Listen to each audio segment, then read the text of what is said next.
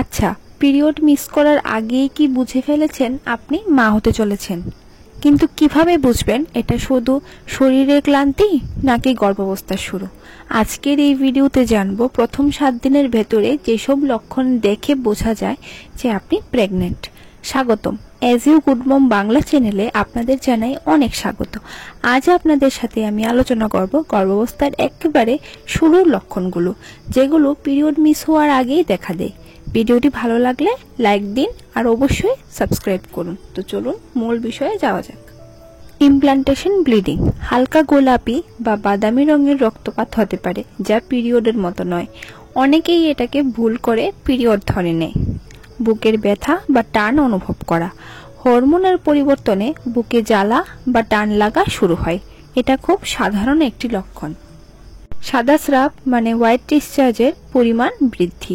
সাদা ঘন স্রাব বেশি হলে এবং গন্ধ না থাকলে সেটা প্রেগন্যান্সির ইঙ্গিত হতে পারে। হালকা পেটে ব্যথা বা ক্র্যাম্প, গর্ভাশয়ে ভ্রূণ বসার সময় সামান্য ব্যথা বা চাপ লাগতে পারে।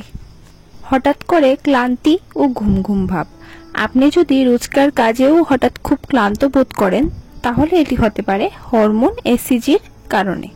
বমি ভাব বা মর্নিং সিকনেস, অনেকে খুব তাড়াতাড়ি এই গন্ধে বমি বোধ করতে পারেন।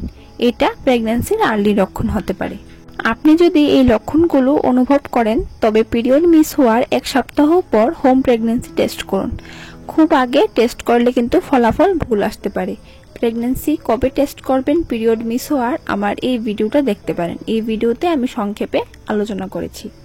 পিরিয়ড মিস না হলে প্রেগন্যান্সি হয় না, এটা ঠিক নয়। শরীর অনেক আগেই সংকেত দিতে শুরু করে। লক্ষণ বুঝে নেওয়া সবচেয়ে বুদ্ধিমানের কাজ।